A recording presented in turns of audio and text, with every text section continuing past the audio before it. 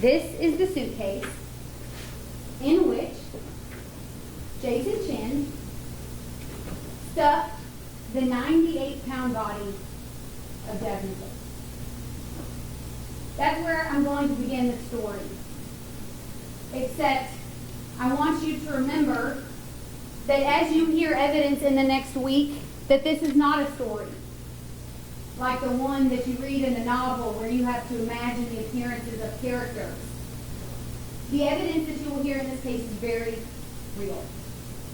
The evidence will not require that you use your imagination.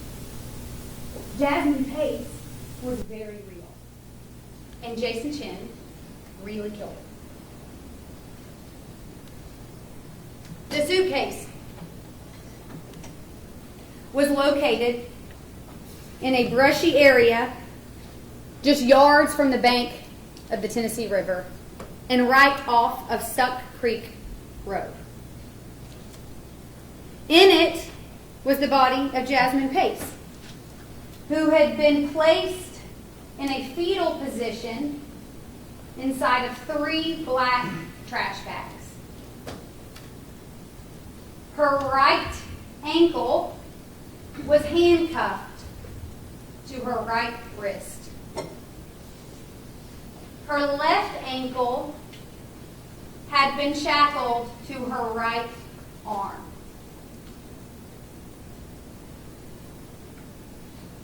Her wounds were extensive. You will hear from Dr. Cogswell, the medical examiner for Hamilton County, who will describe those wounds in great detail. He stabbed her over and over and over again, not 7 times, not 29 times, not 43 times, but 60 stab wounds. One wound, a through and through, from the right side of the neck all the way through the left. Another so deeply penetrated her rib cage that the tip of the knife broke off into her lung. You will see the tip of that knife. The state of Tennessee is required to prove to you 3 elements for first-degree premeditated murder. The first is that Jasmine was intentionally killed. The second is that it was with premeditation. You will hear facts and evidence. You will see photos. You will hear from witnesses that allow you to believe beyond a reasonable doubt that she was intentionally killed and that premeditation was involved. But the third element is that the state of Tennessee has to prove that he did it. I'm going to start from the beginning. The two of them had been seeing each other, Jason and Jasmine. On Tuesday, November 22nd, 2022, the week of Thanksgiving, Jasmine left her home and drove to Jason's apartment, a 1-bedroom apartment where he lived by himself.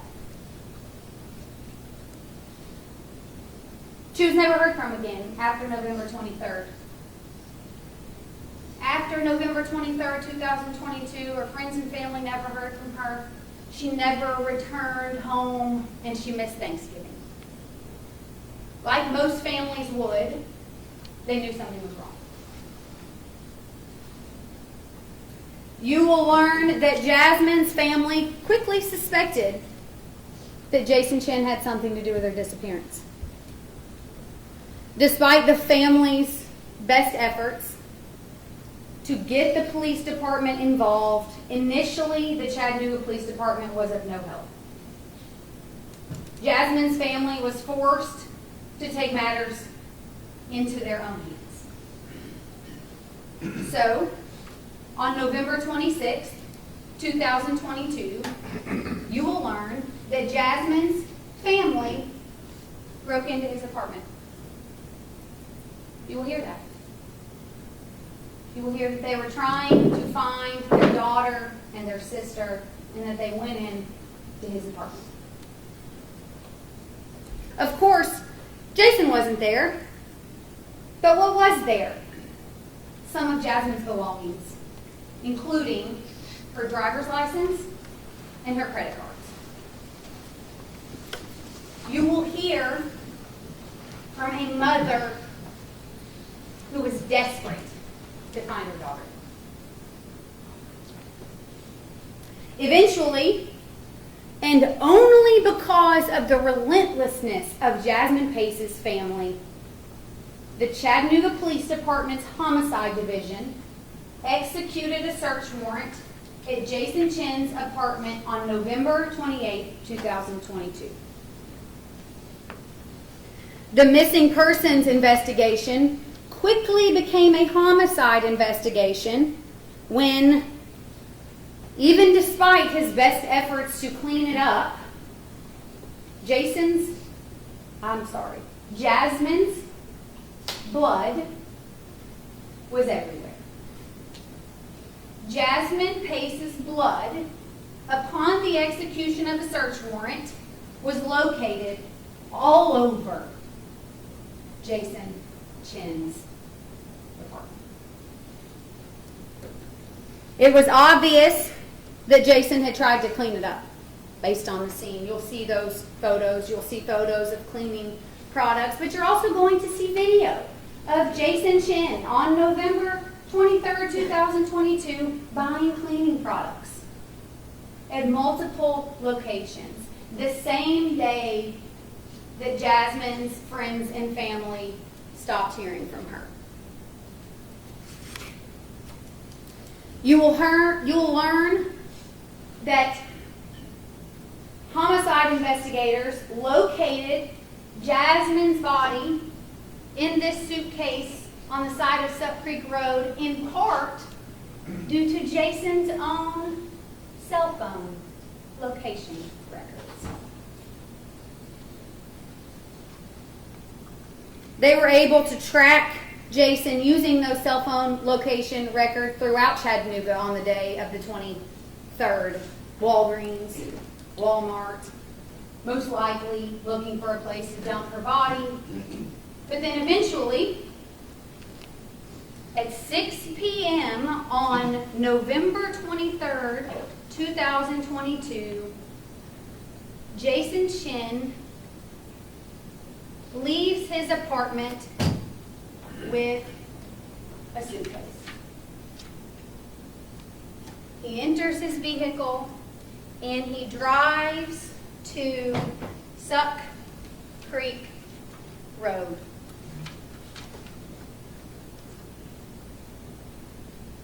You will learn of other efforts that Jason took to try to cover his tracks.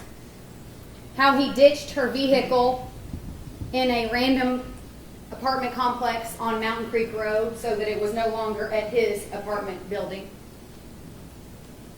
He sent text messages to Jasmine's phone to try to create an alibi when she was dead inside of his apartment and he was in possession of her phone. You will hear facts of cover-up. You will learn that police never found Jasmine Pace's phone. But they did find her SIM card. The small chip that goes into the side of our phones to store all of our phone's information, her SIM card was located. Where was it? It was in a glasses case inside of Jason Chen's backpack that was in his possession when he was located by the Chattanooga Police Department.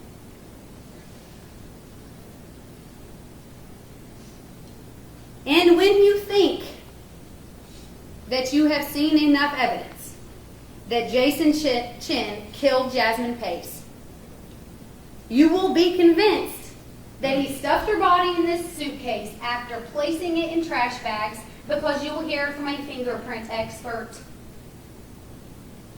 The fingerprint expert will tell you that Jason Chen's fingerprints were found on the innermost trash bag that surrounded her body.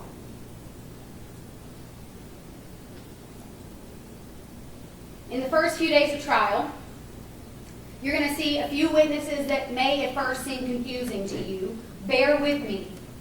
They are going to be laying the foundation for evidence that you will see through Chattanooga Police Department homicide investigator Zachary Crawford.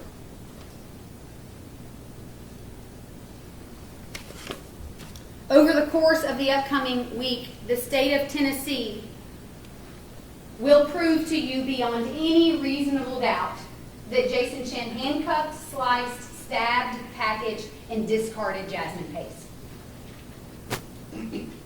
I ask that you carefully consider this evidence.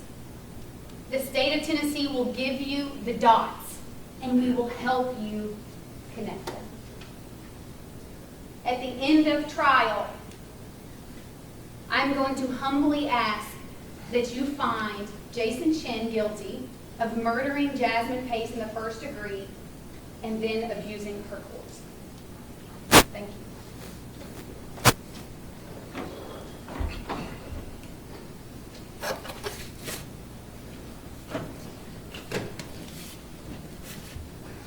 Mr. Chen.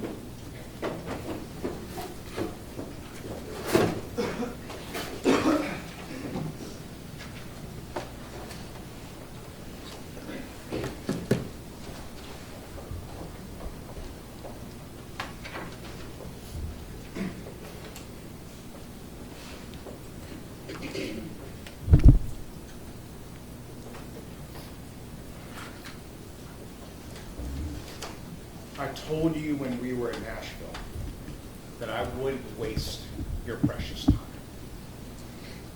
And I have no intention to waste it during the course of this trial. In the early morning hours of November 23rd, 2022, Jason Chen killed Jasmine Pace. He didn't do it with premeditation. This is a voluntary manslaughter case. Voluntary manslaughter is the intentional or knowing killing of another in a state of passion produced by adequate provocation, sufficient to lead a reasonable person to act in an unreasonable manner.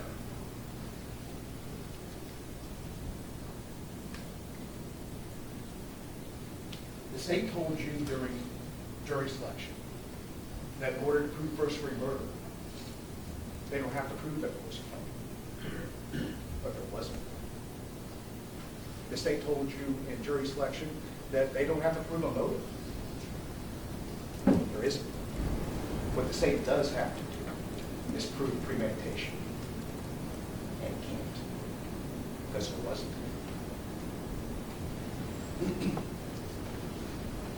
Jason Chen is a first-generation Chinese American. He grew up in Nolensville.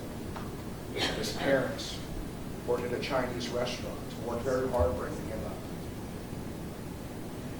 Jason graduated from high school and then went to college here at Chattanooga, University of Tennessee, at Chattanooga, UTC. In November of 2022, he was a senior with a major in computer science. The year before, he and Jasmine started communicating. They met on Tinder. And after exchanging messages back and forth, they started texting using iMessage. You're going to see the iMessages between Jason and Jasmine. You're going to see how their relationship progressed through these text messages. In 2021, they dated for a few months, but then lost touch. But then about 8 months later, in May of 2022, they rekindled that relationship and they started dating, seeing each other more and more. They obviously got much closer. They traveled to Chicago together that summer. And you're going to see through the text messages, someone was obviously more into this relationship than the other. Jasmine started getting feelings for Jason. And you're going to see through those text messages that Jason didn't reciprocate that as much as she did. Then and you come to the week of November 22nd. It was Thanksgiving week. Jasmine and her family lost their grandmother. She was in grief. And on the night of November 22nd, around 11 p.m., she came over to Jason's house. And they did what they always do. They drink wine, smoke pot, smoke wax, watch movies, and do what 22-year-olds do. On the night of November the 22nd, they were drinking wine in the back bedroom. You're going to see pictures of the apartment. This apartment is 500 square feet. You can get from the front door to the back door or back wall, less than 10 seconds walking over. Very small apartment. In order to open one of the bottles of wine in the bedroom, Jason had to go to the kitchen and get a kitchen knife to take off that plastic wrapper that goes around the top of wine bottles. So he was able to get off the top of the wine bottle, the plastic wrapper, and he placed it on his nightstand. At a certain point, they finish off the bottle of wine, and Jasmine goes back into the kitchen to get another bottle. And there on the counter is Jason's cell phone. Ding, ding, ding, ding. That familiar Tinder ding that Jasmine and Jason knew so well because that's how they met. Jasmine looked at his phone and saw all these messages with other girls, with other people. And this was infuriating to her. She was already in grief, and it sent her in anger into a rage, and they started yelling and fighting verbally. Jason came into the kitchen, and you're going to hear from witnesses that can hear both of them arguing. You're going to hear from witnesses that heard this dispute, not the words, but could hear them yelling. Jasmine attacked Jason with an empty wine bottle. And in reaction, Jason kicked her, and she fell backwards, knocking over wine glasses. She picked up one of the wine glasses and ran towards Jason, and Jason retreated, going from the kitchen to his bedroom, which you have to go through the bathroom. She chased after him, and he was trying to close the door to the bathroom, but couldn't because the bath mat got in the way. Then tried to run from the bathroom into the bedroom, but there was a pocket door, and it's impossible to close. And he gets back into his bedroom, and Jasmine's right there coming at him with this broken glass. Jason sees the knife, and he reacts. And he stabs. He blacked out. Your heart is racing. You're in that fight or flight response. Your adrenaline is running. You're in a panic. You're in a fear. You don't know what's going to happen next. And he panicked. He comes to, and he's laying over Jasmine's body, kneeling over it. She's bloody. Sickened by it, Jason crawls on his hands and knees to the bathroom and throws up. He lays there for minutes, and then goes back into the room and sees what he's done. He's scared, in a panic, and he doesn't know what to do.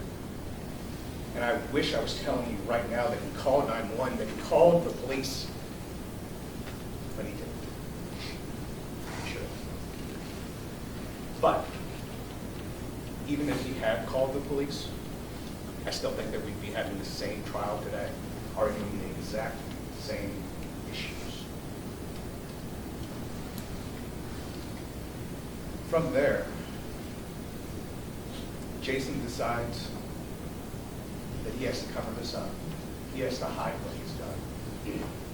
He's scared for what his future entails, but more importantly, the shame that he's going to bring on his family, the shame that comes with everything that he's being accused of today. So he sets down this course of trying to hide it.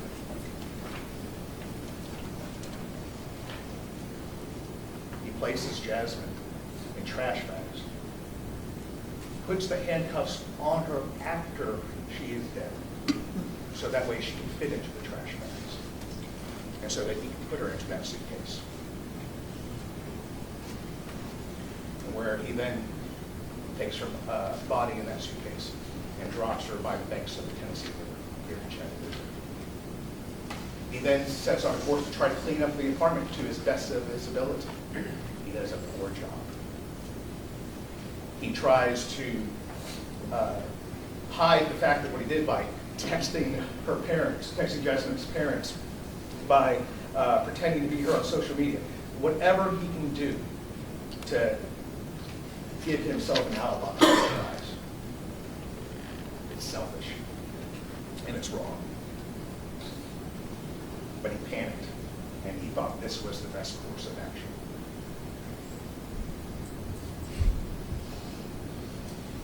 There's a couple other things that complicate this case. You're going to hear about Katrina Pace, Jasmine's mother.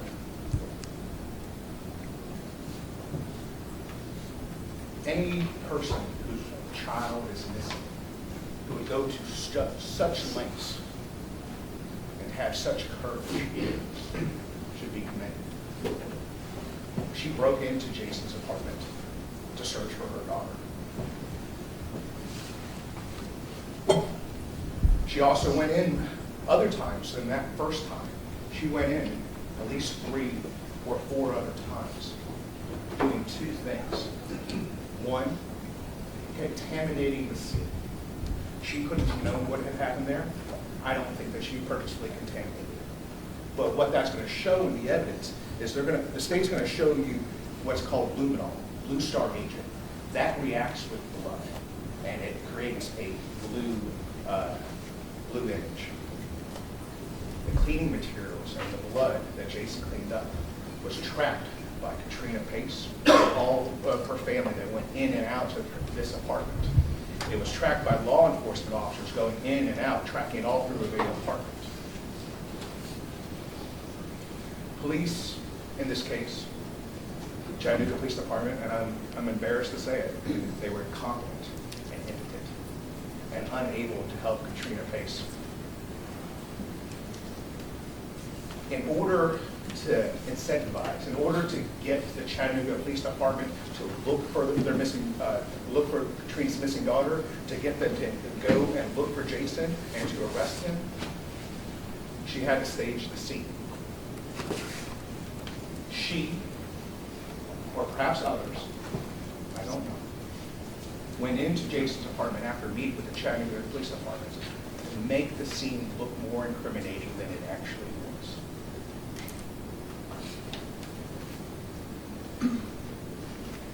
You'll see a knife on the bed that wasn't there when Chattanooga Police Department went through the apartment initially before the search warrant was issued.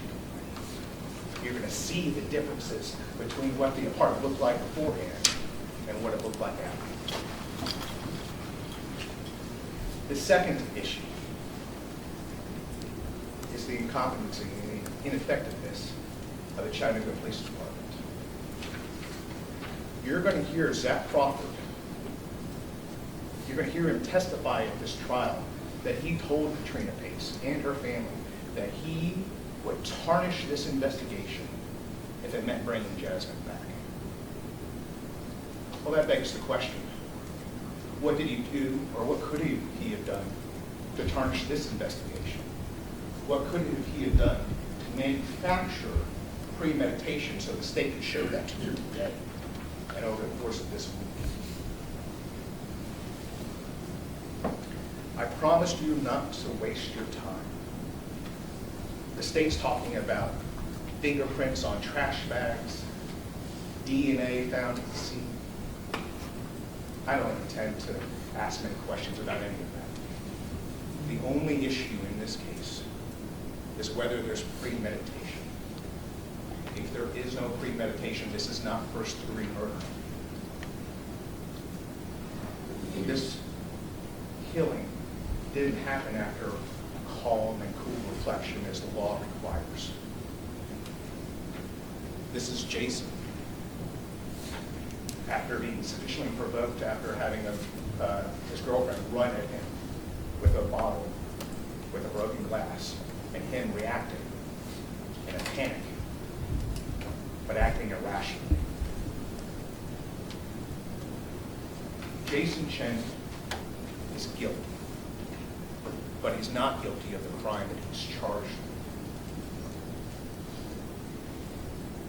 Jason Chen should be found guilty of the crime he did, not the crime he did.